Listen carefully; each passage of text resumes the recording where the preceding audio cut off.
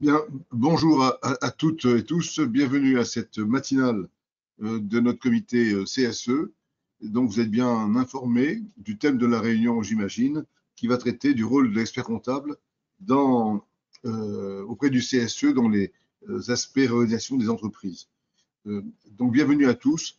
Nous avons choisi pour ce matin un rappel sur les différents modes d'organisation de l'entreprise lorsqu'il y a des difficultés, ses possibilités, et c'est bon de les connaître. Et deuxièmement, de voir comment nous, experts comptables, en tant que conseil du CSE, nous pouvons intervenir. Pour cela, nous avons choisi deux de nos confrères du comité CSE, de fidèles du comité, qui ont une expérience importante de l'assistance auprès des CSE. Donc, par ordre d'entrée en scène, c'est Julien Sportes. Je ne sais pas si vous le voyez. C'est voilà, c'est l'artiste brun qui est là.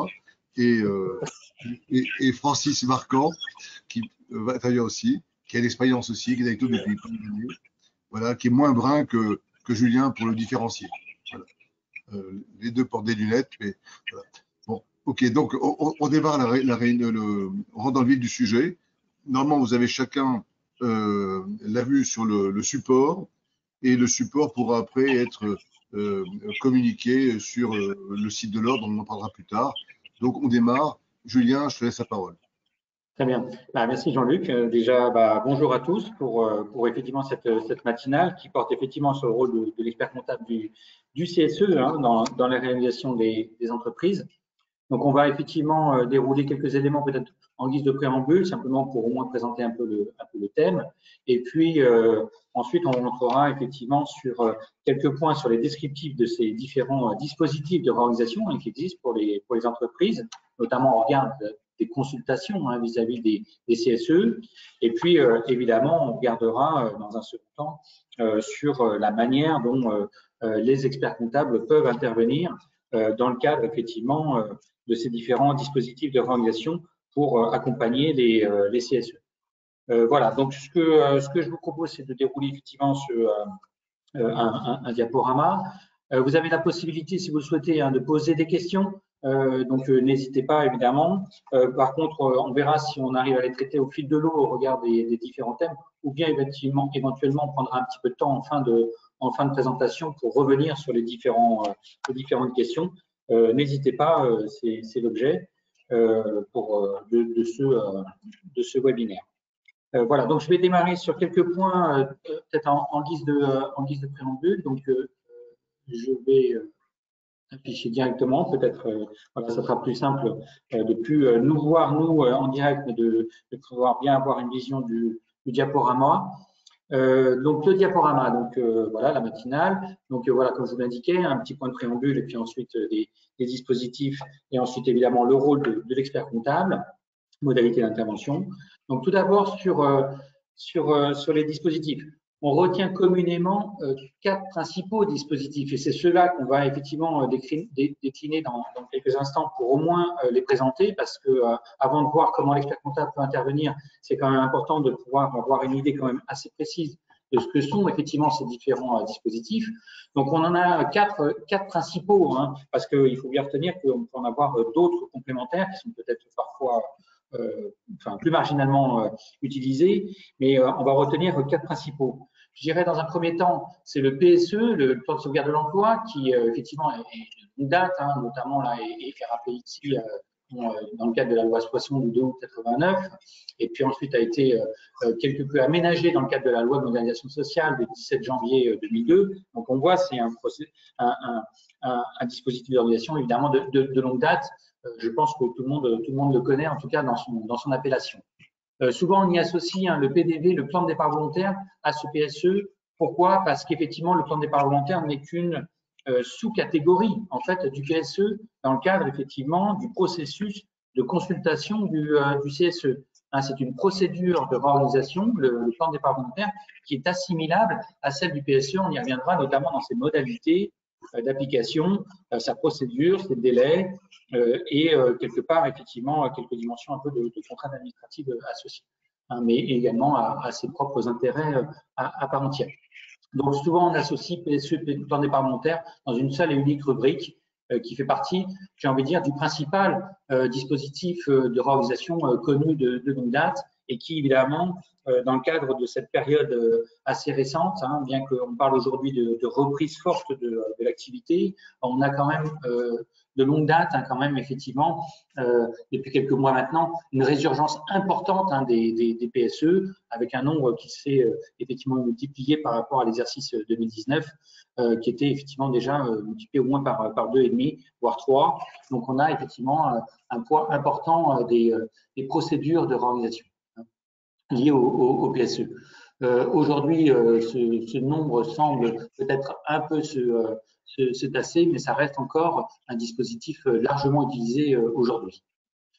Bon, le deuxième dispositif qui est aujourd'hui souvent aussi invoqué hein, dans le cadre des réorganisations, hein, donc à la disposition des entreprises pour pouvoir mener leur organisation, c'est la RCC, la rupture conventionnelle collective. On va y revenir aussi hein, dans le détail de ce dispositif. Bon, il faut juste avoir en tête que ça reste un dispositif finalement assez récent, puisqu'il est né dans le cadre des ordonnances Macron hein, de septembre 17, donc il est quand même assez récent.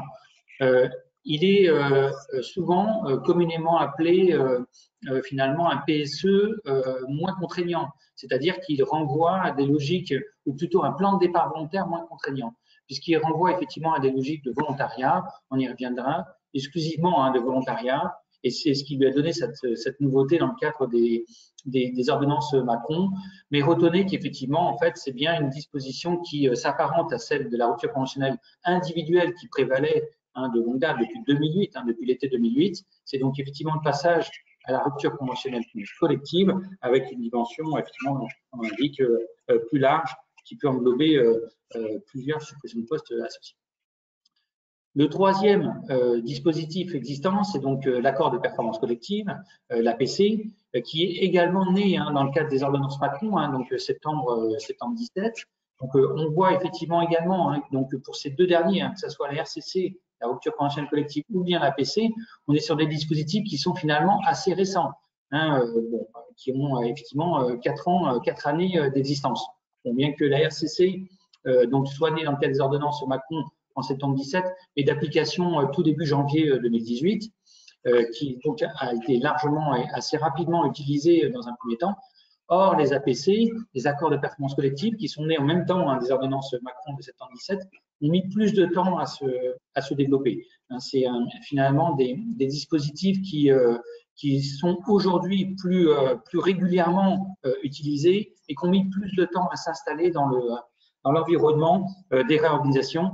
Peut-être on y reviendra par rapport à peut-être certaines difficultés d'appréhension, de compréhension et de manipulation finalement de ces dispositifs de réorganisation par les entreprises qui a donné lieu peut-être à cet écart de mise en place par rapport à leur date de promulgation. Donc, bon, l'APC, certes, est né dans le cadre des ordonnances Macron, mais il fait suite, et on y reviendra aussi, hein, à d'autres dispositifs qui prévalaient antérieurement, qui étaient effectivement plus contraignants, plus difficiles d'accès, et qui donc du coup ont donné lieu à simplification, à facilitation dans le cadre des ordonnances Macron pour pouvoir finalement faire en sorte que ce dispositif prenne toute sa place comme il était prévu antérieurement. Donc, après le PSE, PDV, la RCC et la PC, on a enfin un dernier effectivement dispositif qui aujourd'hui commence à être effectivement assez largement utilisé, enfin assez régulièrement et fréquemment utilisé, c'est la PLD, donc l'activité partielle de longue durée, hein, c'est un accord d'activité partielle de longue durée qui effectivement a été introduit dans le cadre effectivement des mesures d'urgence sanitaire, la fameuse loi qui est parue effectivement le 17 juin 2020, et ce dispositif s'inscrivait dans le cadre d'une multitude de mesures qui prévoient, enfin, dans le cadre de ces mesures d'urgence sanitaire, vous voyez, c'est l'article 53 qui était prévu, et qui ensuite a donné lieu à différents décrets d'application. Ici, les principaux sont évoqués, 2 décrets, mais aujourd'hui, vous en avez une multitude complémentaire qui se sont rajoutées depuis ces derniers temps, ces derniers mois, ne serait-ce que par rapport à des prolongations de date ou des modifications de périmètre d'application, ou bien effectivement quelques ajustements opérationnels, donc on pourra revenir quelques instants ensuite. Donc l'activité partielle de longue durée, donc un dispositif pour le coup, vous voyez que autant la RCC et l'APC ont environ 4 ans d'existence, autant la PLD, on voit hein, par rapport à sa naissance en juin 2020, finalement, c'est quand même un dispositif très récent, un an et quelques, un an et 3 mois, donc ça reste quand même très court aussi hein, pour vraiment encore en maîtriser ou en comprendre toutes les conséquences ou les effets qu'on pourrait avoir. Hein. Autant le PSE, c'est longue date, autant les autres dispositifs, on a encore finalement encore peut-être pas tout à fait toujours le recul suffisant nécessaire pour vraiment en maîtriser les effets. Néanmoins, évidemment, ils sont aujourd'hui largement utilisés quoi qu'il arrive.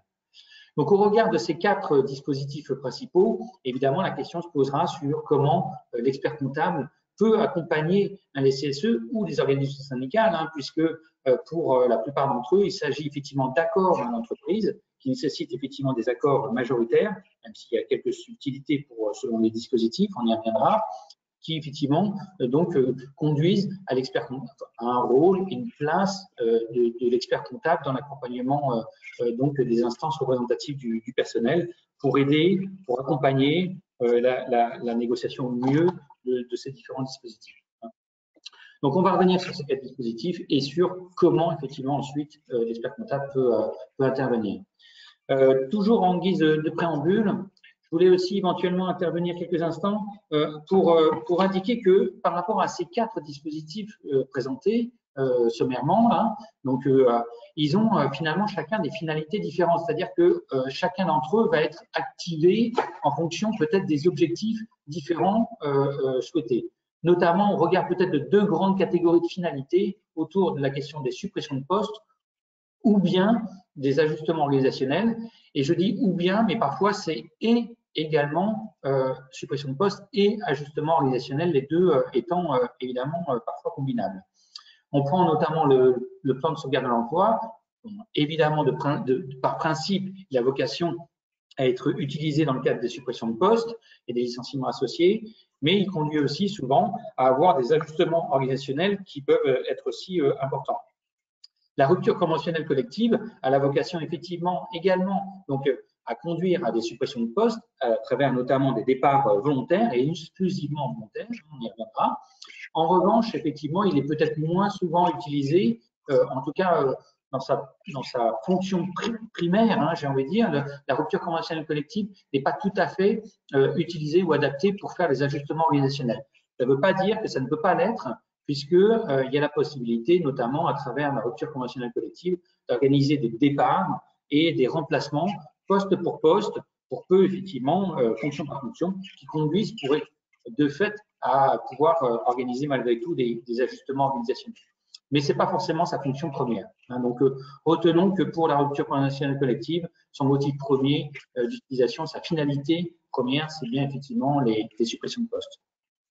Sur les 2 autres dispositifs, donc l'accord de performance collective ou bien l'accord d'activité partielle de longue durée, les finalités réelles de ces 2 dispositifs consistent essentiellement à des ajustements organisationnels. On y viendra par la teneur en fait des objectifs de ces différents dispositifs qui effectivement donc n'ont pas vocation sur le principe à supprimer des postes, voire même, j'ai envie de dire, pour la PLD, au contraire, c'est bien pour lutter contre effectivement cette logique de suppression de postes et parvenir effectivement à des modifications organisationnelles pour pouvoir effectivement éviter ces suppressions de postes. En revanche, pour l'accord de performance collective, l'APC, sa vocation première, c'est bien effectivement les ajustements organisationnels, mais on y viendra par un effet entre guillemets indirect, on peut se retrouver potentiellement avec des suppressions de postes. On y viendra, mais ce n'est pas sa logique première. Donc, vous voyez qu'en fonction finalement de la réorganisation de l'entreprise, eh bien, donc soit effectivement l'objectif c'est de supprimer des postes, soit c'est d'avoir effectivement des ajustements organisationnels, eh bien, les entreprises, les directions d'entreprise vont activer différents dispositifs différemment et au sein de chacun de ces dispositifs, eh bien, le rôle de l'expert comptable va être différent, vous voyez, en fonction notamment de pouvoir peut-être accompagner les élus, soit pour essayer de minorer potentiellement des suppressions de postes en trouvant peut-être des ajustements ou des fonctionnements différents, ou bien effectivement d'essayer de limiter les incidences liées aux ajustements organisationnels qui sont prévus dans le cadre notamment de la PC ou de la PME. Donc, c'est ces éléments-là sur lesquels on va revenir au cours de ces différents dispositifs. Je finirai juste par un point et j'en terminerai avec ce préambule avant de démarrer sur les différents dispositifs, pour rappeler qu'effectivement, il y a quand même des différences importantes de mise en œuvre pour chacun de ces dispositifs. Et c'est ce qui justifie, du coup, vous voyez que, y compris l'expert comptable, quand on va y venir dans cette question de son intervention auprès des CSE, va être différente en fonction justement de la manière dont ces dispositifs sont mis en place. Et notamment, on va les regarder sous 4 angles principaux. D'une part, la question du délai de procédure, des modalités de mise en œuvre, du rôle, entre guillemets, du contrôle administratif associé à chacun de ces dispositifs. Et puis, mine de rien, parce que c'est en toile de fond un sujet qui est non négligeable et important souvent mis en avant par les entreprises, c'est effectivement les risques juridiques liés, associés à chacun de ces dispositifs. Si on prend par exemple sur la question des délais de procédure, retenez qu'effectivement, la RCC, la rupture conventionnelle collective, l'accord de performance collective ou bien la PLD, il n'y a pas de délai de procédure. Ce sont des accords potentiellement ou des documents unilatéraux pour la PLD, mais c'est plus c'est dans un cadre, on y reviendra. Mais il faut retenir qu'il n'y a pas de délai de procédure, c'est-à-dire que c'est une négociation d'un accord qui peut démarrer et se finaliser en des temps plus ou moins rapides selon effectivement l'avancement des négociations.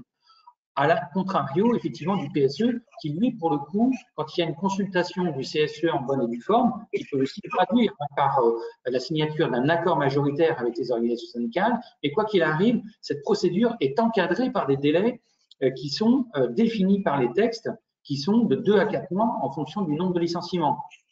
C'est-à-dire 2 mois si c'est moins de 100 licenciements, de 3 mois de procédure si c'est entre 100 et 250 licenciements, et puis 4 mois de procédure si c'est au-delà de 250 licenciements. Donc, on voit d'ores et déjà qu'une direction d'entreprise qui s'engagera effectivement dans le cadre d'un PSE ou d'un PDV ou un plan de départ volontaire, eh bien, mine de rien, elle sera contrainte par ce délai de procédure. C'est pour ça qu'on évoque des logiques, des procédures avec des formalités plus contraignantes pour le PSE, le plan de départ volontaire. Et également potentiellement pour la PLD, notamment dans le cadre effectivement de la négociation d'un document unilatéral en cas notamment d'absence d'accord de branche pour le coup. Mais on y reviendra sur ce point-là, c'est une petite subtilité pour la PLD, l'accord d'activité partielle de longue durée. Donc des délais de procédure, on voit plus simples pour les RCC, la PLC et potentiellement la PLD. Pareil, les modalités de mise en œuvre sont importantes. Parce que dans le cadre du PSE, du plan de départ volontaire, c'est soit un document unilatéral, soit un accord majoritaire. Document unilatéral avec effectivement l'absence de signature d'un accord majoritaire par les organisations syndicales, donc un document unilatéral qui donne lieu à consultation devant le CSE.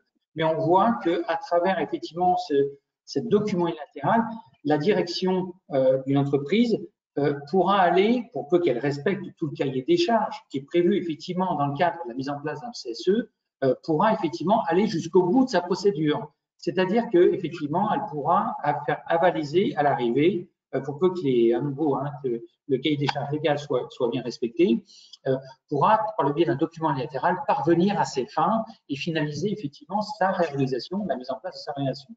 À la différence peut-être effectivement donc de la RCC, la rupture conventionnelle collective, ou de l'accord d'activité, d'accord de performance collective, ou bien effectivement de la PLD qui suppose, dans certaines situations, effectivement, qu'il y ait des accords majoritaires.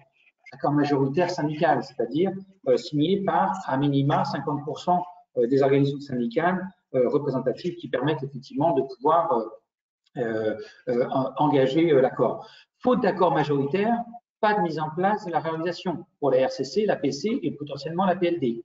Donc, on voit bien qu'ici, les modalités de mise en œuvre choisies par la direction de l'entreprise va être importante.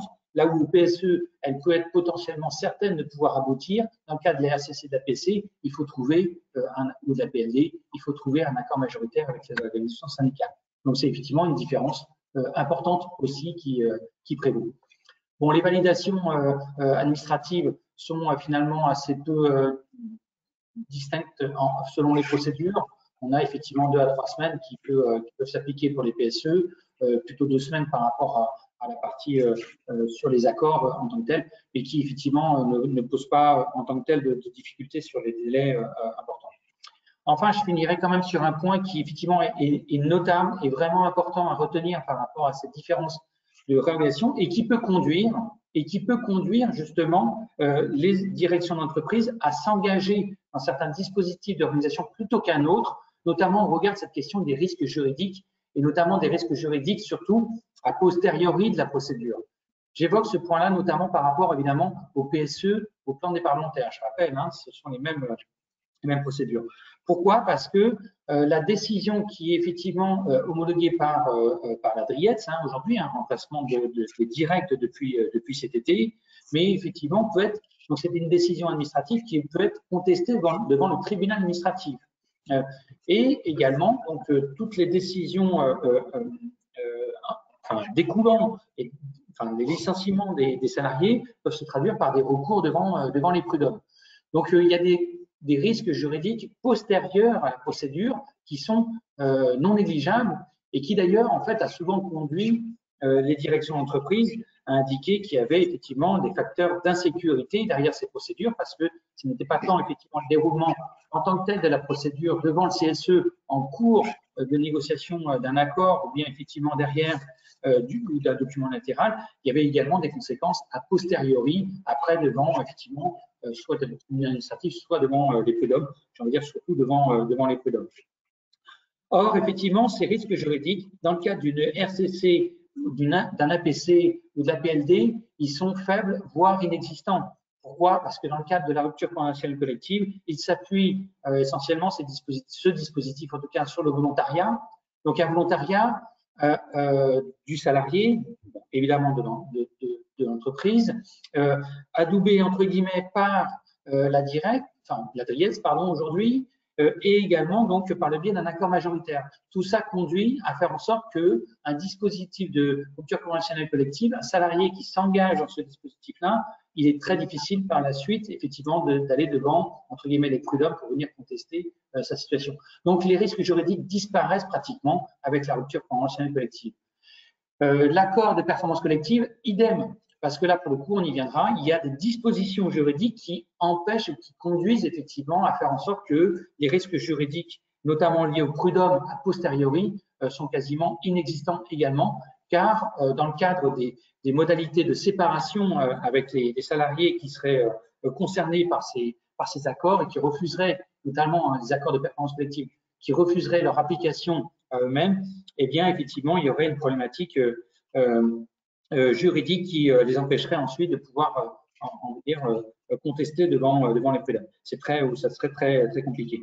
Pour l'accord d'activité partielle de longue durée, j'ai envie de dire même chose, à l'identique d'ailleurs de l'activité partielle finalement aujourd'hui, puisque un salarié qui refuse l'application soit d'un accord collectif, soit de l'activité partielle d'une manière générique, effectivement, en fait, son refus est assimilé à une démission. Donc, les dispositions juridiques, effectivement, le contraignent potentiellement à ne pas pouvoir solliciter potentiellement les prud'hommes par la suite. Ou ça reste en tout cas très difficile, très complexe. Donc, vous voyez bien que pour la RCC, pour la PC ou la PLD, pour ces trois dispositifs-là, en fait, les risques juridiques sont très faibles.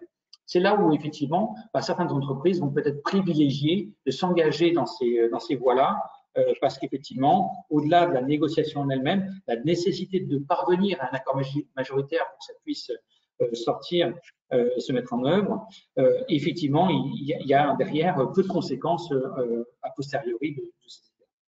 Donc, ce sont des différences importantes et notables.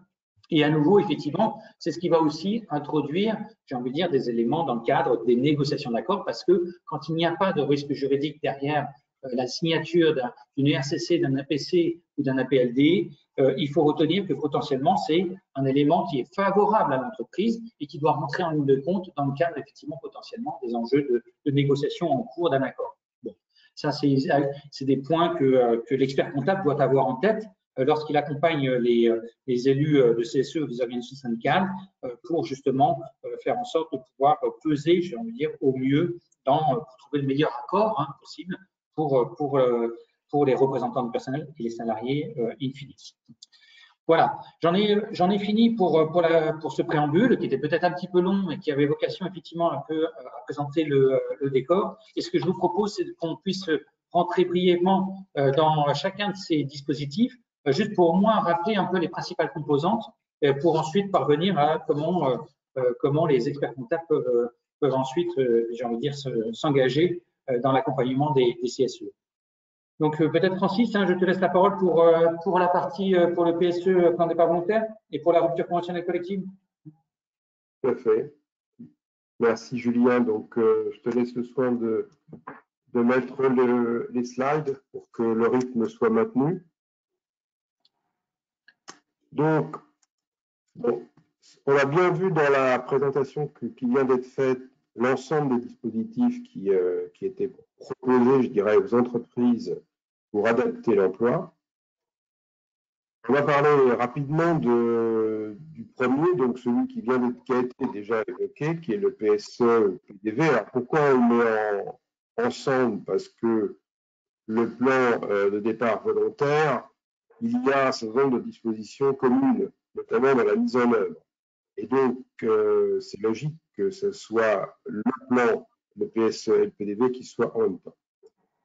Dans ce qu'il faut observer, alors c'est important cette première partie parce que, on va le voir tout à l'heure, pour les confrères qui sont présents, les motifs d'intervention, je dirais, d'un expert comptable sont essentiellement sur ce registre-là, puisque c'est vraiment celui dans lequel l'expert comptable pourra être désigné et aura un rôle. On reviendra un peu là-dessus après, mais c'est ça qui est important. C'est historiquement le dispositif le plus ancien, mais c'est aussi historiquement celui qui a le plus évolué au fil des ans.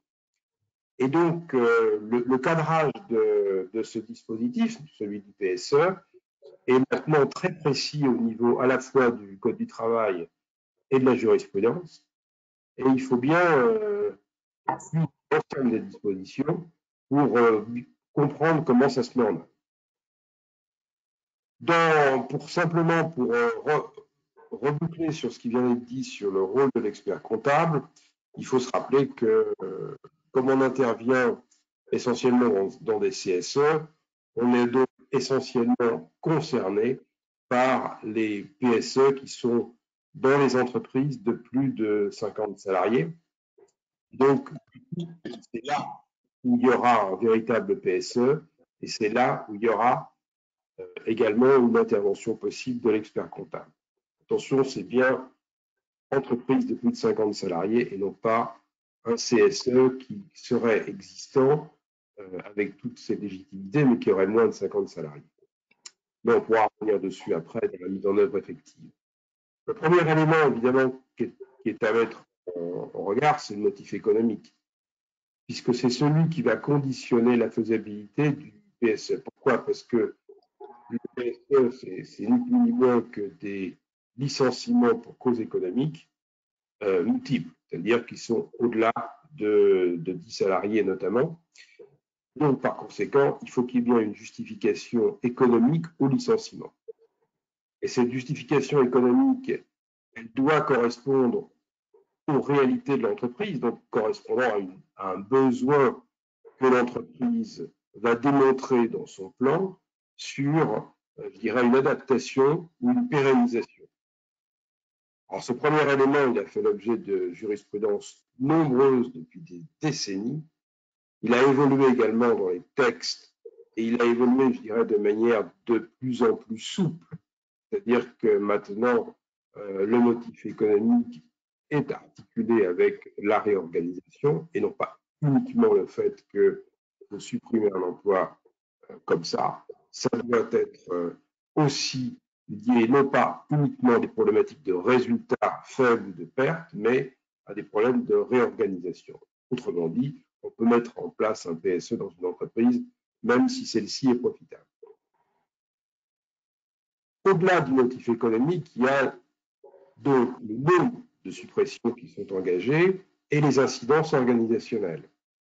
Ça, c'est un deuxième élément très important, puisqu'il faut que le PSE soit adapté à la réalité de l'entreprise. Donc, le nombre doit être très précis et il doit être dimensionné par rapport à l'organisation et l'activité.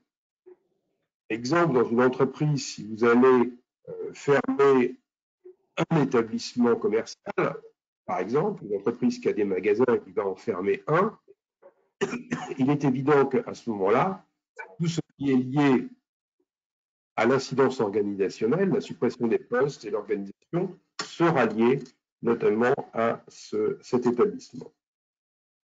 Et ce qui est très important, c'est au-delà donc du motif économique et de l'incidence organisationnelle, c'est bien sûr toutes les mesures sociales. Les mesures sociales, elles sont d'une part destinées à éviter, dans la mesure du possible, des départs, mais elles sont également destinées à compenser la perte d'emploi subie par le salarié.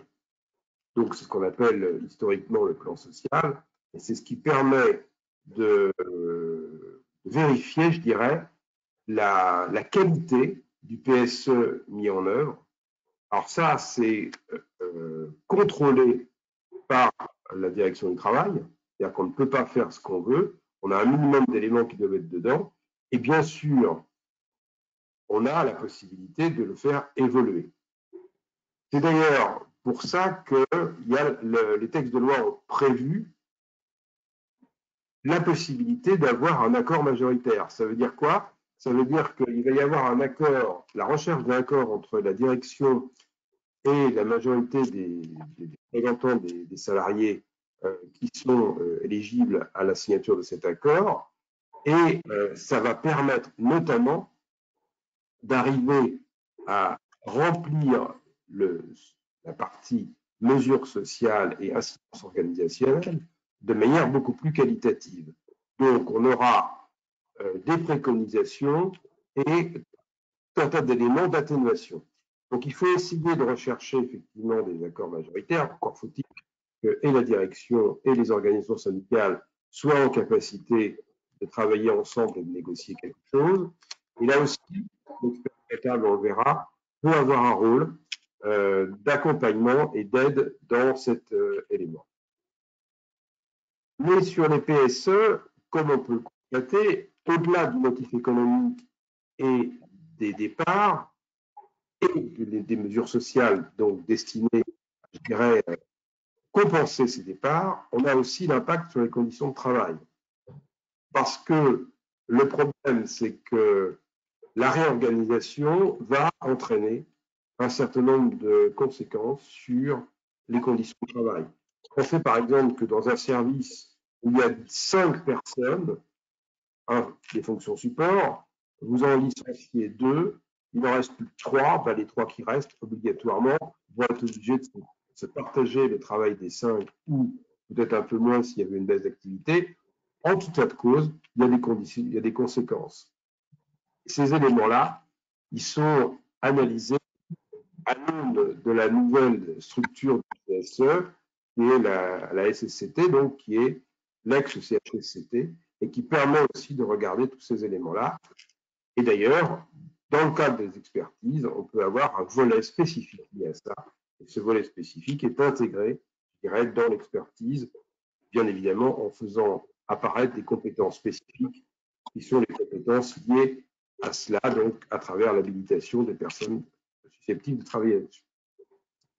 Et puis un dernier élément qui est un élément d'innovation, qui est l'impact environnemental. Alors, on n'a pas de recul par rapport à ça, puisque c'est une disposition extrêmement récente, puisque la loi, elle n'a été promulguée que cet été.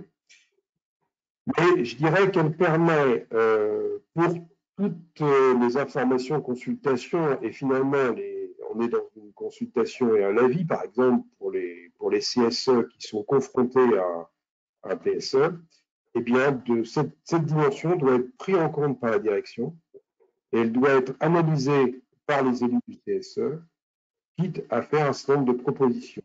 L'objectif du législateur étant évidemment de, je dirais, à moyen et à long terme, de réduire les conséquences du réchauffement climatique et donc d'essayer de faire en sorte que cette réduction, on dimensionne bien la partie emploi liée à ça, hein. qu'on ne soit pas avec des problématiques très complexes. Donc, voilà, c'est une dimension qui apparaît. Au fil des mois, on verra comment elle se met en œuvre dans les divers dispositifs. Dernier point sur le plan de départ volontaire. Le plan de départ volontaire, il est en fait très lié, très cadré par rapport au PSE. Ce qu'il faut se rappeler, c'est que le plan de départ volontaire peut être un PSE déguisé. Donc, souvent, les entreprises qui ne veulent pas faire de PSE immédiatement vont faire appel à un PDV avec, si possible, la recherche d'un maximum de salariés prêts à partir, ce qui permet pour eux, pour l'employeur, d'adapter les mesures aux salariés et de réduire les risques de contestation future. Mais en général, quand on est sur des plans de départ volontaires massifs, c'est-à-dire qui sont au-delà des 10, 15, 20 ou 50 salariés, ça devient beaucoup plus compliqué puisque comme il faut une adéquation entre le départ volontaire et le poste qui est supprimé, on ne se trouve pas toujours en corrélation. Et donc, par conséquent, on a des plans de départ volontaires qui peuvent être extrêmement désorganisants sur le plan d'entreprise et donc, du coup, finalement, deviennent inefficaces ou en tout cas pas suffisamment efficaces par rapport à l'objectif de départ. Voilà, donc on peut passer au deuxième dispositif. Julien, tu peux y aller sur la RCC. Donc ça, c'est la rupture conventionnelle collective. C'est qui a été évoqué tout à l'heure comme étant un dispositif finalement relativement récent, parce que la rupture conventionnelle, elle existe depuis un certain temps. Elle a été mise en œuvre et elle est très utilisée en tant que rupture conventionnelle individuelle. Chacun de nous a pu la connaître, y compris dans ses propres qualités.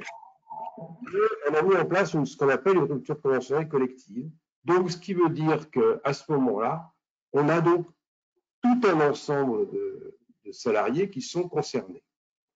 Mais les conditions à remplir sont quand même très limitées, c'est-à-dire qu'il faut qu'il y ait un process qui soit utilisé de manière à ce que cette rupture conventionnelle collective ne soit pas dégradée par rapport à l'aspect qualitatif et en comparaison de ce qu'aurait pu être un PSE. Donc, il est souhaitable d'avoir un accord majoritaire. Le volontariat des salariés, bien sûr, on est d'accord, mais il faut qu'il y ait aussi une validation de la directe. C'est-à-dire qu'en fait, la RCC est encadrée par la directe.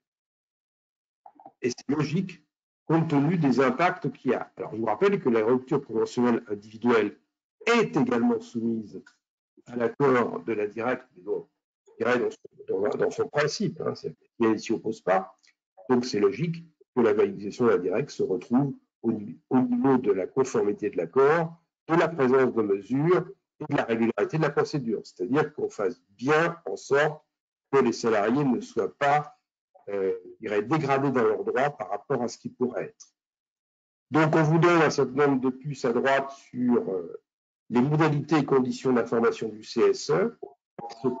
Ça, c'est important, bien sûr. Cet élément de mise en œuvre et de déclenchement est soumis à l'information du CSE. Le nombre maximum de départ et de suppression d'emplois associés et la durée de mise en œuvre du plan. On est sur une rupture conventionnelle collective, donc on peut savoir normalement le nombre de départs envisagés. Il ne s'agit pas de dire, ben voilà, ça peut varier entre 10 et 40. Non, il faut que ce soit beaucoup plus précis. Et les conditions à remplir par le salarié pour en bénéficier, parce qu'effectivement, on va se retrouver sur une rupture conventionnelle, c'est-à-dire quelque part sur un accord des uns et des autres, mais il va falloir arriver peut-être à un moment donné à faire des choix entre les candidats. Et il faut que ces choix soient sur des critères objectifs et non pas sur telle personne, ça lui convient, ça ne lui convient pas. Les modalités de calcul sont également très importantes et tous les autres éléments qui sont liés à ça doivent faire l'objet d'un certain nombre de contrôles. Et les mesures qui visent le reclassement externe sont également importantes. C'est-à-dire que la rupture conventionnelle collective peut se traduire derrière avec des facilités de reclassement dans d'autres entreprises. Donc, on retrouve à ce moment-là les éléments qu'on avait dans les PSE. Alors, le slide suivant, vas-y, Julien. Donc, les problématiques qui sont posées par cette rupture conventionnelle collective, c'est qu'il n'y a pas d'experts. Alors, puisqu'on est sur un Audière pour la profession, sachez que dans ce contexte-là, l'expert ne peut pas intervenir dans le cadre d'une mission légale. Il a toujours la possibilité de faire une mission contractuelle sur le budget du 02 du CSE pour, aux côtés des élus, apparaître. Mais enfin, voilà, il n'est pas présent. Le motif économique n'existe pas en tant qu'élément, je dirais, de décision et de validation. C'est très important parce que ça veut dire qu'à ce moment-là, quand on est sur du collectif, qui peut être bien au-delà de 10, eh bien, à ce moment-là, on échappe à la validation d'un motif économique selon les termes de la loi, tel qu'il apparaît dans le PSC. Et donc, en conséquence, pas de motif économique, pas de domaine. On est donc dans l'adaptation. Et les mesures sociales sont des mesures à minima. La rupture conventionnelle collective est de toute façon pour les salariés probablement moins intéressant qu'un PSE de bonne qualité, mais les objectifs ne sont pas exactement les mêmes non plus. Donc, voilà pour les deux dispositifs qu'on vient d'évoquer, qui sont des dispositifs de suppression d'emploi en quelque sorte. Et donc, Julien va revenir sur les autres dispositifs qui sont plutôt des d'adaptation. Alors effectivement, deux autres dispositifs, peut-être juste pour finaliser sur la RCC, effectivement, bon, il faut retenir, c'est souvent ce qu'on dit, c'est que c'est bien un PSE plus simple ou un plan de départ volontaire plus simple, puisqu'il n'y a effectivement pas toutes ces contraintes administratives, entre guillemets, liées au déroulé ou à la durée de la procédure. Et donc souvent on évoque cette question un petit peu de la rupture conventionnelle collective comme étant une modalité finalement de séparation un peu à l'amiable, puisque c'est basé sur le volontariat des salariés, qui irait au plus vite et qui donc du coup en fait conduit à faire en sorte que derrière les salariés ne disposent peut-être pas tout à fait effectivement des mêmes modalités de retour à l'emploi, si vous voulez, qui sont prévues dans le cadre du PSE. Et c'est un élément fondamental, PSE ou plan de départ volontaire. C'est un élément fondamental parce qu'effectivement, ça signifie que les salariés qui s'inscrivent dans le cadre du volontariat, dans le cadre de la RCC, devront, entre guillemets, soit avoir une solution de retour à l'emploi par eux-mêmes, soit éventuellement, et c'est ce que prévoit effectivement la RCC, la possibilité de s'inscrire directement à Pôle emploi pour pouvoir bénéficier éventuellement de mesures d'aide au retour à l'emploi, de type formation ou autre. Donc, à travers ces dispositifs, notamment de RCC, souvent c'est évoqué comme étant une externalisation finalement de l'effort de formation ou de retour à l'emploi pour les salariés et l'entreprise, entre guillemets, se limitant presque, puisque c'est ce qu'on indique, que les mesures sociales obligatoires sont vraiment très, très faibles. Donc, les entreprises se limitent finalement à verser des indemnités légales, conventionnelles et souvent supralégales. L'objectif étant effectivement d'inviter, d'inciter les salariés à partir avec une indemnisation plus importante. Et puis donc du coup de reporter sur la collectivité toutes les modalités autour du retour à l'emploi. C'est un point important qu'il faut avoir en tête.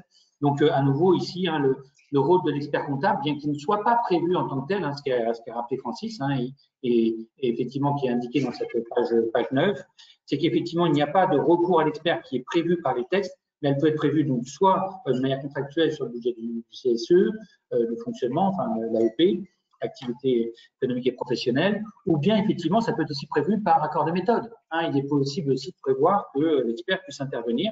Et là, pour le coup, l'expert comptable du CSE et accompagnant peut-être les négociations pourra alerter les représentants du personnel sur justement cette nécessité pour l'entreprise de également s'engager sur des actions de formation, de retour à l'emploi des personnes qui quitteront l'entreprise et pas uniquement dans le versement d'une indemnité.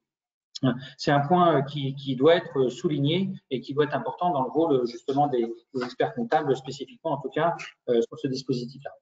Bon, c'était juste pour compléter ce qu'évoquait Francis par rapport à ce dispositif. Et j'en viens donc du coup au troisième dispositif qui porte sur donc l'accord de performance collective, l'APC.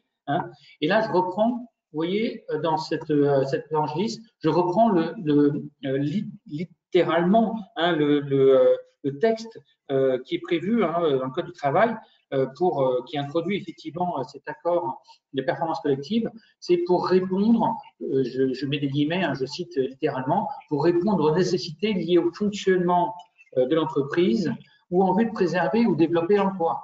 Donc, vous voyez que en fait, l'activation de ce dispositif peut être très large, peut être très facilitant, puisque, j'ai envie de dire, qu'est-ce qui ne répond pas aux nécessités liées au fonctionnement de l'entreprise?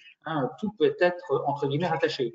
Donc là, on se rapproche, si vous voulez, un petit peu y compris, par exemple, ce qui prévalait dans le cadre de la rupture conventionnelle collective, où il n'y avait pas de motif économique à présenter, il n'y avait pas de cible organisationnelle à détailler, pas de recours d'experts, pas de mesures sociales, etc. Mais donc, vous voyez qu'ici, c'est pareil. On a un champ d'application, finalement, de cet accord, sans pour l'autant qu'on ait à faire la démonstration de la difficulté économique.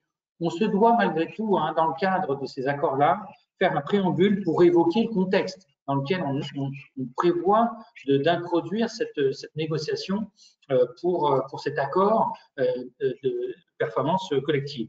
On se doit effectivement d'énoncer quand même malgré tout les motifs à l'origine de cet accord. Mais on n'est pas dans la question de la justification, de l'argumentation sur la nécessité, ni du coup, vous voyez bien que ça pose aussi une question, une problématique majeure dans devoir se justifier dans l'ampleur finalement. Parce que c'est une des problématiques de cet accord de performance collective, c'est finalement la question, c'est de savoir jusqu'où on va dans la réorganisation, jusqu'où elle est utile, jusqu'où elle est nécessaire, indispensable par rapport effectivement aux difficultés traversées par l'entreprise. Donc ça, c'est une vraie problématique. Bon, l'avantage, entre guillemets, puisque cet accord présente quand même malgré tous les avantages, c'est qu'on va y venir, il permet certes de modifier, d'avoir des impacts sur certaines actes liées aux conditions de l'emploi, mais globalement, l'objectif principal qui est associé, c'est bien celle de la préservation, ou indiqué dans le texte de loi du développement, mais on va surtout parler de préservation, de maintien peut-être de l'emploi, c'est-à-dire qu'on va agir sur les conditions de l'emploi avec effectivement comme contrepartie la garantie potentiellement de la préservation de l'emploi. Ce qui en soi, effectivement, est en soi une logique qui peut être favorisée ou souhaitée ou privilégiée par les représentants du personnel. Préserver l'emploi étant évidemment, pouvant être évidemment un axe prioritaire de négociation. Donc, on a quand même cette idée que dans le cadre de ces accords-là, certes, on n'a pas pour l'entreprise nécessité à faire la démonstration des difficultés, mais derrière, l'objectif, c'est bien quand même, in fine, de préserver l'emploi. Un emploi peut-être modifié, mais tout de même un emploi. Donc, on y reviendra sur ces modifications juste dans un second temps. Mais là, pour le coup, il faut aussi avoir en tête qu'il y a, dans le cadre effectivement de cet accord de performance collective, la possibilité d'envisager des contreparties possibles au sens de non obligatoire. Et c'est là où j'évoquais tout à l'heure l'idée que cet accord de performance collective, né dans le cadre des ordonnances Macron de septembre 17, en fait, il fait suite à d'autres accords qui existaient antérieurement, des accords de maintien dans l'emploi ou des accords de maintien et de développement d'emploi. Ce sont des accords qui existaient antérieurement, mais qui n'avaient pas pris, j'ai envie de dire, vraiment toute leur place, parce qu'elles présentaient notamment certaines contraintes pour l'entreprise, avec des contreparties nécessaires à présenter pour justement justifier que certes, effectivement, on avait demandé des efforts aux salariés, mais qu'on allait aussi avoir la nécessité potentiellement de demander des efforts proportionnés, notamment des dirigeants et des mandataires sociaux. Et en fait, cette dimension-là, finalement, des contreparties imposées antérieurement aux ordonnances Macron, dans les accords qui préexistaient antérieurement, a conduit à faire en sorte de freiner, en fait, finalement, leur développement. Or, depuis, effectivement, les ordonnances Macron et donc l'émergence de cet accord de performance collective, cette obligation n'existe plus. C'est une option, c'est une possibilité, mais effectivement, n'est plus une obligation. Et donc, effectivement, c'est ce qui, certainement, en tout cas, a favorisé aujourd'hui leur développement, leur émergence, leur signature d'accords plus importants. Donc, un effort proportionné des dirigeants alimentateurs sociaux, qu'est-ce qu'on entend? Soit réduction potentiellement de la rémunération, ou effectivement faire en sorte de limitation du variable, ou bien effectivement, bon, si on va y compris sur des efforts potentiellement, y compris côté actionnaire, sur soit freiner le versement de dividendes, voire éventuellement d'ailleurs des recapitalisations ou autres diverses et variées. Il pourrait y avoir d'autres effets complémentaires qui pourraient être prévus dans le cadre de ces accords. Puisque c'est ce que je rappelle, les accords de performance collective, comme son nom l'indique, c'est donc un accord. Donc tout peut être intégré, tout peut être négociable dans le cadre de cet accord. On peut y intégrer autant de mesures, d'articles que l'on souhaite. Hein. Donc on a des contreparties possibles, mais non obligatoires, qui sont prévues dans le cadre de ces accords de performance collective. Une mention non négligeable aussi à avoir en tête autour des accords de performance collective, c'est que le principe, c'est que, comme théoriquement, effectivement, ça a vocation à émerger dans le cadre, effectivement, potentiellement, on comprend, même si j'ai indiqué, la formule est vague et floue, hein, de répondre aux nécessités liées au fonctionnement de l'entreprise, mais globalement, ce qu'on entend, c'est les difficultés, hein, de l'entreprise. Donc, si on entend difficultés d'entreprise, on entend potentiellement des difficultés temporaires. Donc, des difficultés temporaires, ça signifierait que cet accord, finalement, pourrait envisager des aménagements, des efforts qui pourraient être demandés notamment aux salariés, voire aux dirigeants sociaux, mais dans un temps limité. D'où l'idée que théoriquement, ce sont effectivement des accords qui ont vocation à être des accords à durée déterminée, c'est-à-dire effectivement limités dans le temps, qui prévoit, certes, on a un cap à franchir, une transition à opérer, un redressement à envisager sur 1 an, 2 ans, 3 ans, peu importe, entre guillemets, la durée, mais il faut effectivement derrière envisager que ça soit, entre guillemets, encadré. Or, effectivement, ce que l'on voit aujourd'hui, c'est que la plupart des accords de performance collective, les APC, sont signés à durée indéterminée. C'est-à-dire que là, on voit bien qu'il y a une différence importante qui est introduite, qui consiste à effectivement envisager qu'on ait cette logique de accord soit conjoncturel, soit accord structurel. Parce que finalement, si on introduit des efforts pour les salariés et qu'on les, entre guillemets, grave dans le marbre et qui n'ont pas vocation à être remis en question, ces efforts, une fois que le redressement de l'entreprise a eu lieu, effectivement, on est sur une autre logique que celle qui prévalait, en tout cas, à l'origine, dans le cadre de l'activité de l'accord de performance collective. Donc, on voit bien quand même que c'est aussi, malheureusement aujourd'hui, peut-être cet accord est un petit peu contourné dans sa finalité, puisque le temporaire, on va souvent en fait s'inscrire dans la durée pour les efforts à produire. Et puis également, hein, puisque c'est aussi ce que prévoient les accords, mais manifestement, en tout cas, des mesures qui sont très rarement intégrées dans le cadre des négociations, c'est potentiellement la question des clauses de retour à meilleure fortune.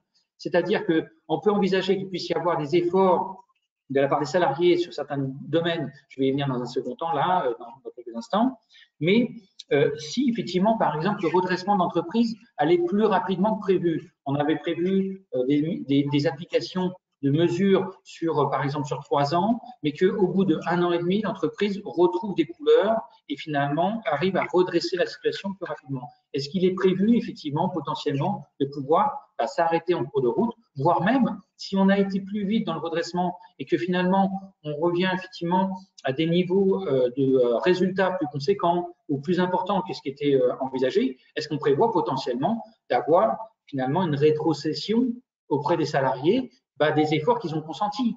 Ça peut être effectivement une logique qui nécessiterait et qui pourrait, en tout cas qui est prévue par les textes, intégrés dans le cadre de ces négociations d'accords. Donc vous voyez qu'à nouveau, à travers ces éléments-là, l'expert comptable du CSE et d'accompagnement des négociations pour les organisations syndicales a son rôle à jouer pour venir ici alerter et bien prévenir les élus qui a cette possibilité d'intégrer ces éléments-là dans le cadre de l'accord. Donc c'est un point aussi important dans le cadre de ces dispositifs d'organisation.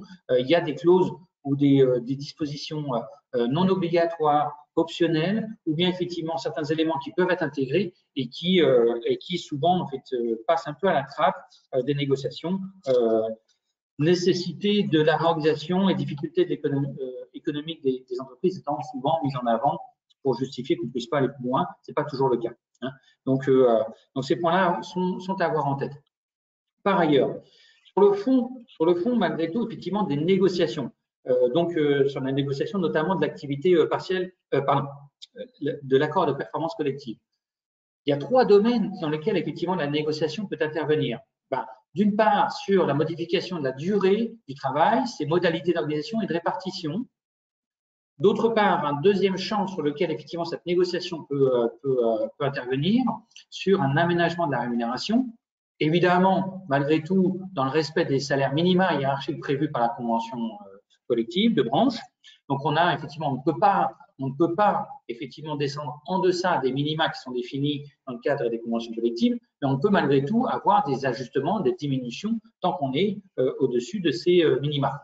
Et puis, dernier point sur lequel effectivement les négociations peuvent intervenir, donc dans le cadre de cet accord de performance collective, c'est donc la détermination de conditions de la mobilité professionnelle ou géographique, professionnel, changement de poste ou de fonction, géographique, évidemment, changement de lieu de travail interne à l'entreprise. Donc, la négociation de l'accord de performance peut intervenir sur chacun de ces 3 domaines potentiels. Je dis chacun, ça peut être les 3 combinés, ou que 2 d'entre eux, selon les besoins de l'entreprise. Mais vous voyez bien qu'à nouveau, s'il y a un impact sur la durée du travail ou les modalités d'organisation de répartition, sur la partie rémunération évidemment, puis également les incidences sur la mobilité, vous voyez bien aussi que l'expert comptable peut ici venir accompagner les représentants du personnel, donc les élus CSE, mais surtout peut-être les organisations syndicales dans le cadre de la négociation d'un accord majoritaire. Hein, je rappelle, hein, l'activité partielle, l'accord de performance collective doit être entériné par un accord majoritaire pour pouvoir effectivement être mis en œuvre. Donc, l'accompagnement de l'expert comptable peut être essentiel parce que ça nécessite certainement certaines études ou analyses qui permettent de mesurer les incidences que peuvent avoir les modifications proposées par l'entreprise, la direction, sur les 3 champs présentés. Donc, c'est quand même un point aussi qui peut être assez technique sur lequel l'expert comptable a toute sa place. Je finirai également peut-être juste pour un point sur l'accord de performance collective, non mentionné sur cette planche-là, mais ayez-le peut-être en tête, c'est que il faut avoir en tête que cet accord de performance collective, donc cet accord majoritaire, lorsqu'il est signé par effectivement 50% des organisations syndicales, devient effectivement un accord collectif qui va venir en fait s'appliquer et donc supplanter toutes les logiques de contrat individuel de travail. C'est-à-dire que si chacun, dans le cadre de son contrat de travail, avait des dispositions spécifiques autour des questions autour d'organisation ou de modalités effectivement d'organisation du travail, ou bien des éléments autour de la rémunération sur certains éléments variables ou autres divers et variés, ou bien effectivement des clauses de mobilité qui effectivement lui interdisaient ou lui permettaient de ne pas être soumis à des par exemple des modifications géographiques de lieu de travail. Toutes ces clauses potentielles dans le cadre des contrats de travail individuels deviennent effectivement secondaires, c'est-à-dire que l'accord collectif vient supplanter toutes les dispositions des accords de contrat individuels.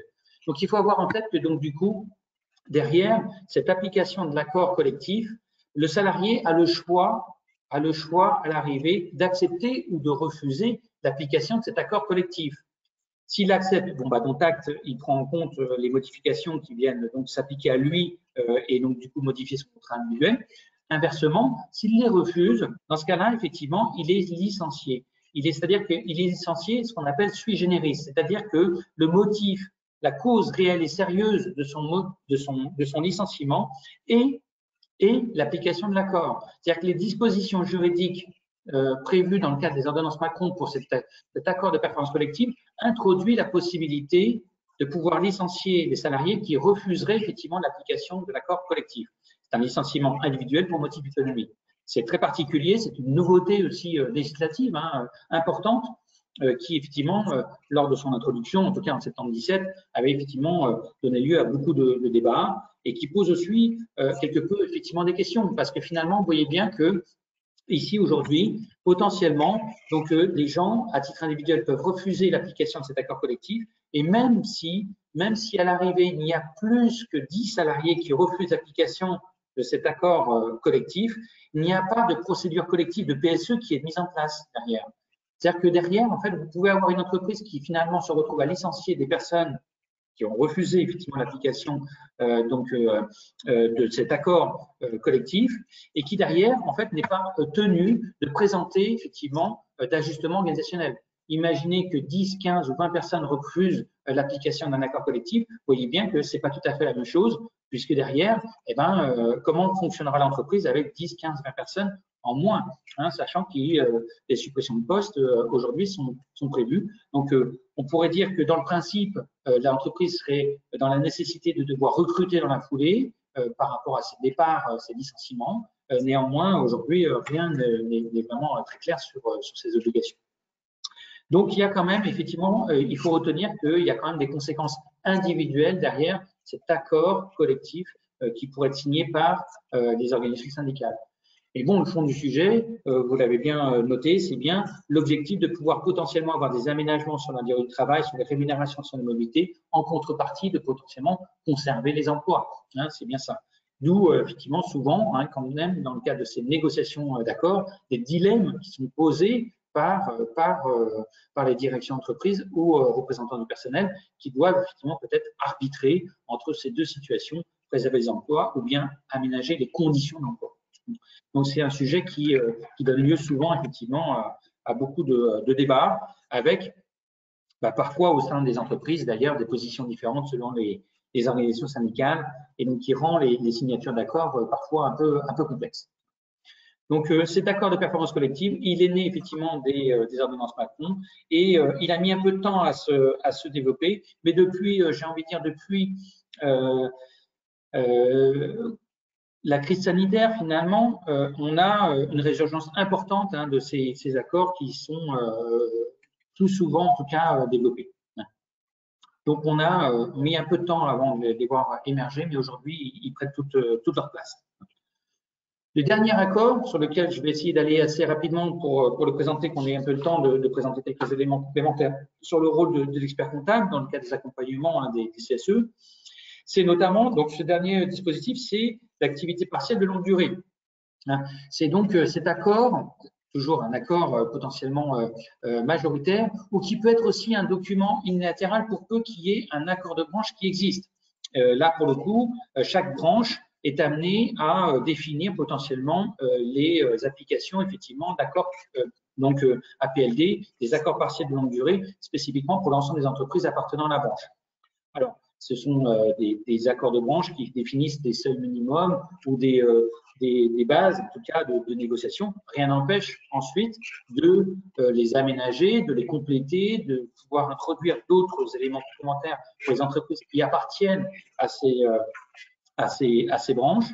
Néanmoins, il faut retenir que derrière, du coup, l'entreprise peut, s'il y a un accord de branche, effectivement, se passer de la négociation d'un accord majoritaire et peut passer par le biais d'un accord, par le biais d'un document unilatéral. C'est aussi une des particularités de ce dispositif. Alors, quel est l'objectif de ce dispositif de prime abord? Bon, dans son principe, il est né dans le cadre de la crise sanitaire, consistait à dire il y a une crise sanitaire avec une crise économique qui s'ensuit, et une crise sociale évidemment consécutive, mais envisageons que cette crise soit entre guillemets temporaire et qu'on ait, et c'est ce qu'on évoque beaucoup aujourd'hui, ce qui ressort beaucoup aujourd'hui, même si tous les secteurs ne sont pas tous soumis à la même enseigne, c'est qu'on ait effectivement une reprise qui puisse venir à un moment ou à un autre permettre de pouvoir redresser l'entreprise. Donc, ça signifierait que effectivement, cet accord a vocation à permettre aux entreprises qui ont des difficultés économiques de conserver leurs ressources humaines, les effectifs et les compétences évidemment associées, en attendant effectivement ce retour à un niveau d'activité considéré comme normal. Donc, c'est éviter les licenciements aujourd'hui pour devoir réembaucher à court terme, dans peu de temps.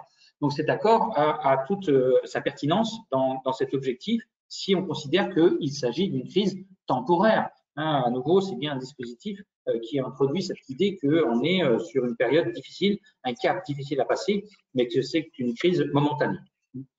Donc, il faut avoir en tête que du coup, ce dispositif, qu'est-ce qu'il prévoit? C'est effectivement de permettre notamment aux entreprises de pouvoir avoir recours à de l'activité partielle, donc d'où sa terminologie, activité partielle et de longue durée, c'est-à-dire sur une période pouvant aller jusqu'à 2 ans. d'application 2 ans. Alors, qui peut d'ailleurs s'appliquer sur une période qui peut aller jusqu'à 3 ans, mais qui donc du coup, en fait, permet de bénéficier effectivement des dispositifs, notamment du soutien financier pendant 2 ans au sein d'une période pouvant aller jusqu'à 3 ans. Voilà. Donc, c'est une période de suspension possible du dispositif.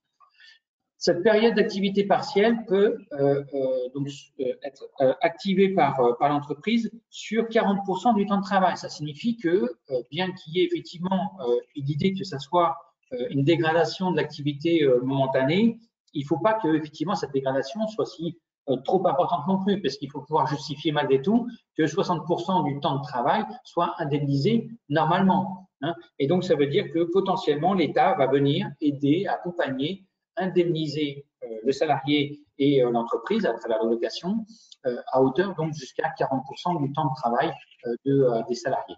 Donc, c'est effectivement une aide conséquente pour pouvoir passer ce cap. Hein. Donc, il faut retenir que ce dispositif s'inscrit évidemment dans la continuité de celui qui prévalait de l'activité partielle qui a été mise en place lors de la crise sanitaire et qui a vocation à s'inscrire un peu plus dans la durée jusqu'à 2 ans d'application. Alors, ce dispositif, en fait, il prévoit quand même malgré tout quelques conditions à respecter. Hein, il y a quelques conditions et quelques mentions obligatoires à faire figurer dans le cadre de l'accord. Et puis ensuite, on a effectivement quelques mentions optionnelles, donc à nouveau, qui peuvent donner lieu à discussion, à négociation en tant que telle.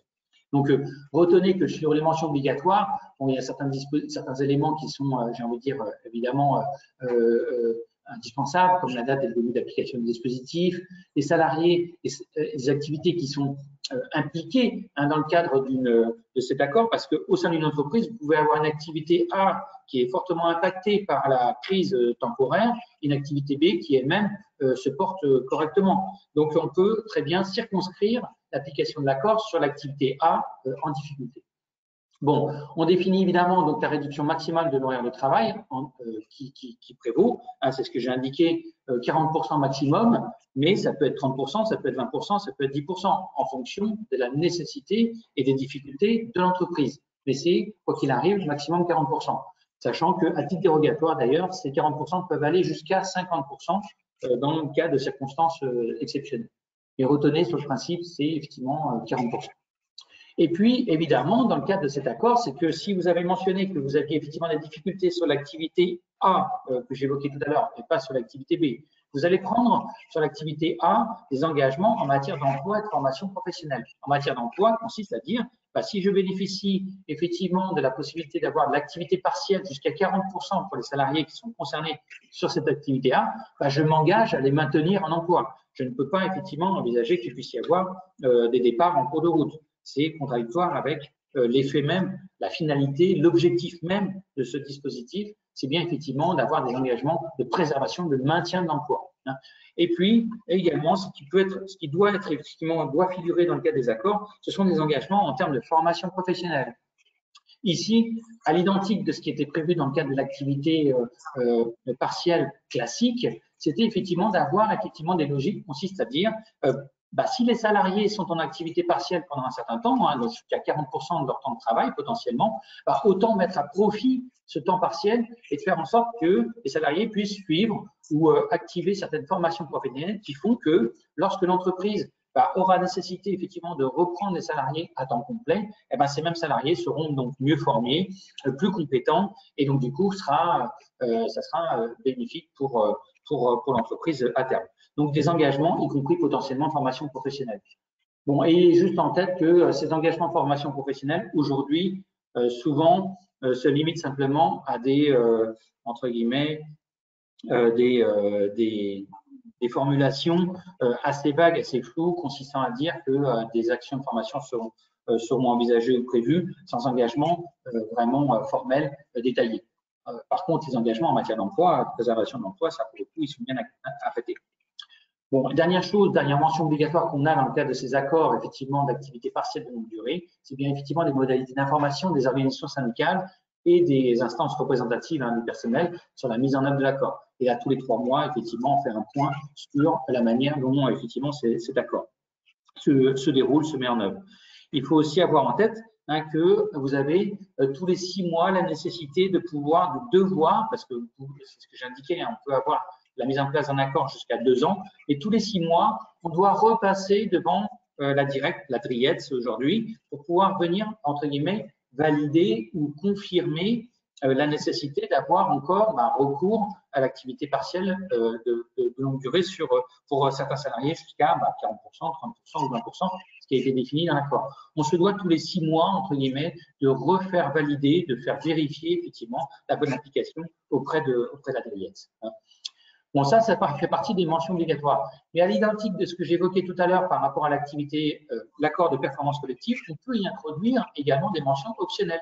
Et vous voyez bien qu'on retrouve cette idée de l'effort proportionné, hein, notamment effort proportionné à ceux demandés aux salariés. Là, on va demander effectivement, quand je dis effort proportionné, pourquoi? Et je vais y venir, parce que évidemment, l'activité partielle de longue durée a des impacts pour les salariés qui sont en activité partielle. Hein, pour l'entreprise pour partie aussi, mais surtout pour les salariés. Donc, il faut retenir que aujourd'hui, on peut, dans le cadre des mentions optionnelles, introduire des mentions complémentaires avec des efforts également des dirigeants, des mandataires sociaux ou des actionnaires pour venir peut-être, j'ai envie de dire, compléter l'effort à ceux demandés aux salariés.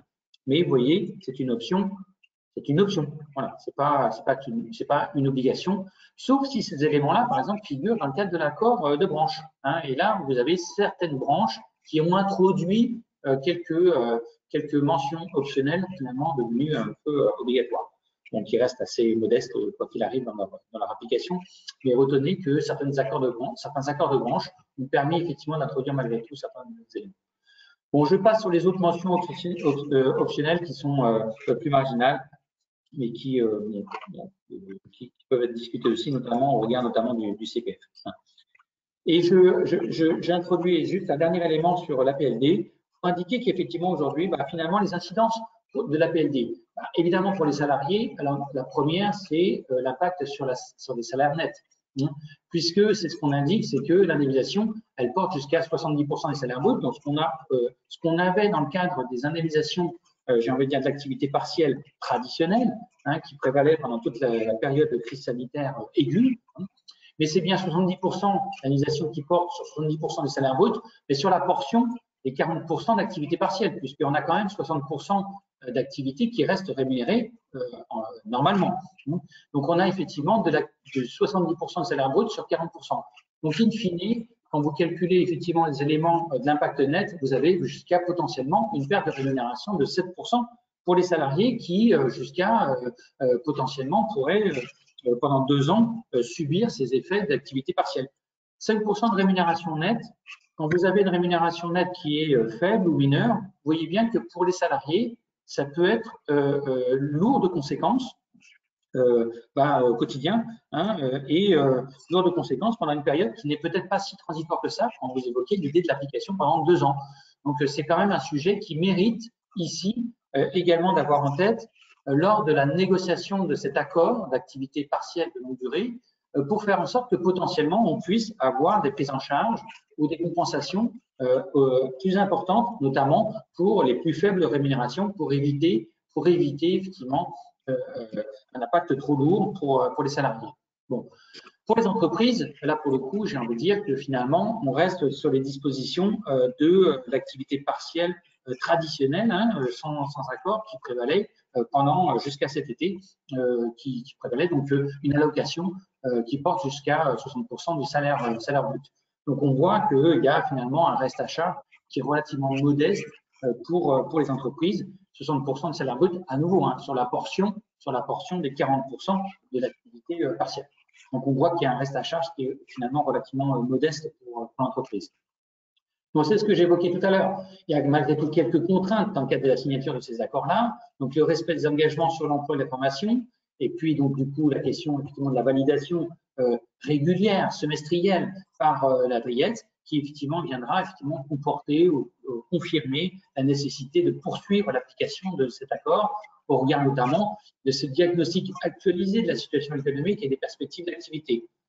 Bon, je passe ici parce qu'effectivement, nous manquons de temps pour aller plus loin sur cette thématique-là, mais retenez qu'il y a quand même une problématique quand même qui se pose aujourd'hui sur les compétences de la DRIEETS pour pouvoir effectivement considérer que finalement, les diagnostics actualisés de la situation économique et des perspectives d'activité, les DRIEETS, à notre connaissance, ne disposent pas nécessairement de toutes les compétences économiques et comptables qui permettent de pouvoir mesurer, ou peut-être d'ailleurs du temps d'investigation, pour mesurer effectivement de la nécessité de poursuivre ou pas ces engagements de dépenses publiques. Parce qu'il faut avoir en tête, hein, effectivement, l'activité partielle, c'est bien effectivement de la dépense publique in fine, et qui posait effectivement la question de finalement du contrôle de la dépense publique derrière ces thématiques.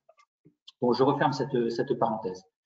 Il faut évidemment souligner que un des avantages de l'accord majeur, c'est celui notamment de pouvoir bénéficier finalement des taux élevés d'indemnisation et d'allocation. J'ai rappelé, c'est 70% des salaires bruts ou des 60% pour l'indemnisation pour les salariés et des 60% des salaires bruts sur l'allocation pour l'entreprise, pour les entreprises.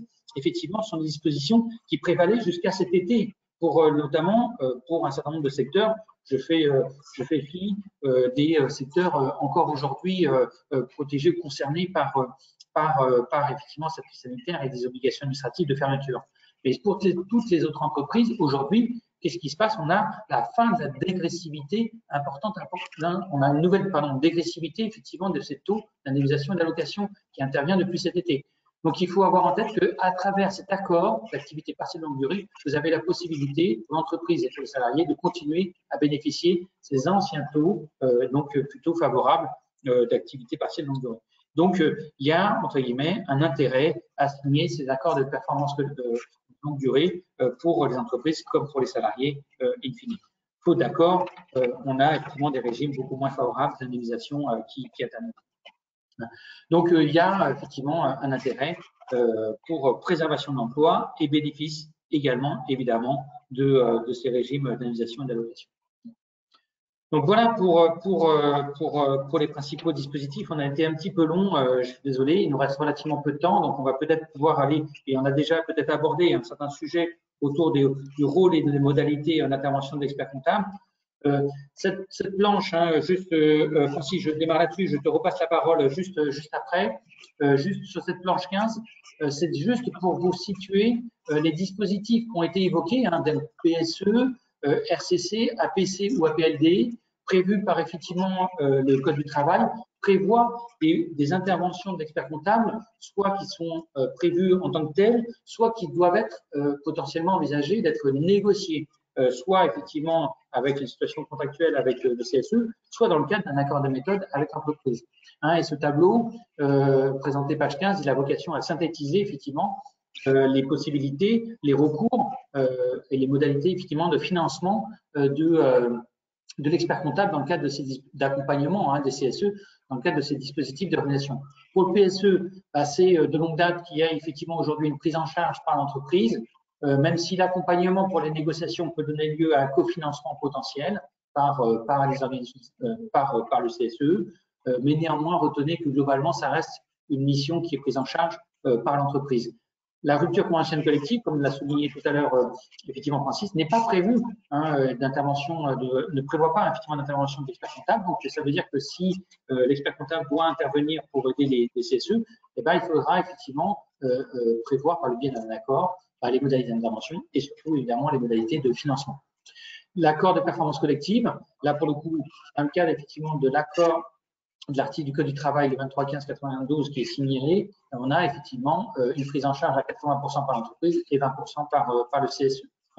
Et puis enfin, l'activité partielle longue durée, et c'est dommage également, il n'est pas prévu effectivement que l'expert comptable soit prévu par les textes, en tout cas sollicité par le CSE, alors qu'on a bien vu que ça pouvait avoir un rôle et un sens important, notamment par rapport à cette question notamment de l'activité partielle et de l'impact pour les salariés, c'est important. Donc retenez qu'effectivement, il n'est pas aujourd'hui prévu de recours, mais malgré tout, à nouveau, rien n'empêche, par le biais d'un accord de méthode, de pouvoir prévoir l'intervention de l'expert.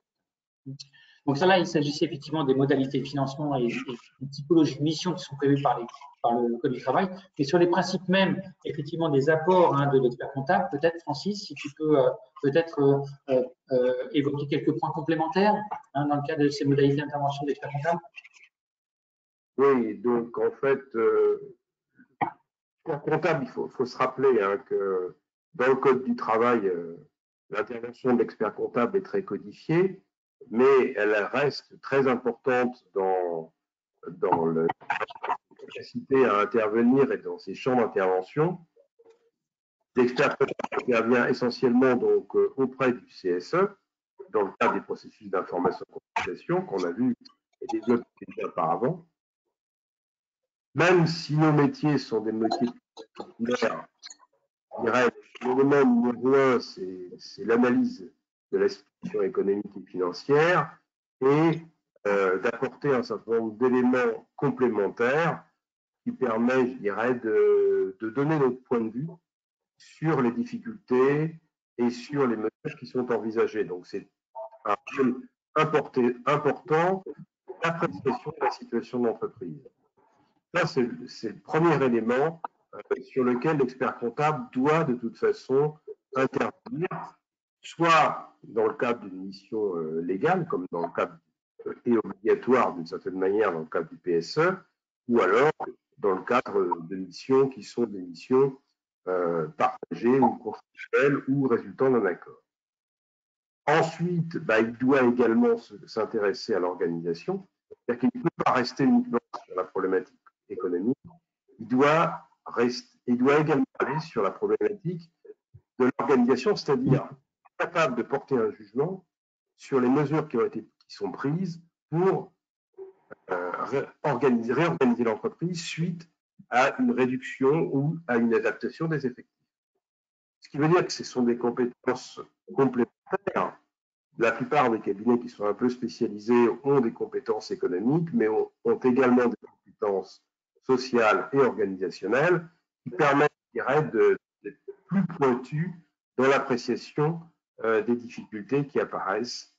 Et il a un rôle d'accompagnement dans la négociation de l'accord. Là aussi, il faut bien souvenir que l'expert comptable, au même titre que l'avocat, sont des conseillers des CSE et des OS sur l'ensemble des éléments qu'on vient de développer précédemment.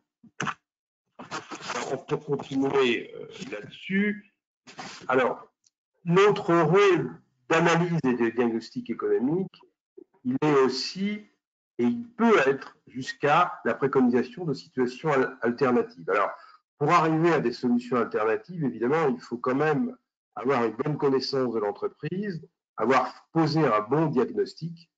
Et à partir du moment où on a réalisé ces deux points, on doit être en capacité au moins de développer un certain nombre de solutions.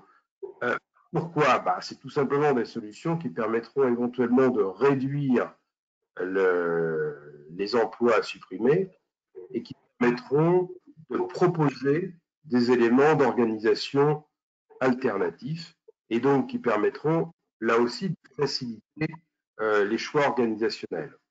C'est tout à fait possible, hein. Il n'y a pas de difficulté technique absolue là-dessus. Il faut simplement disposer de documents et avoir une connaissance sectorielle minimale.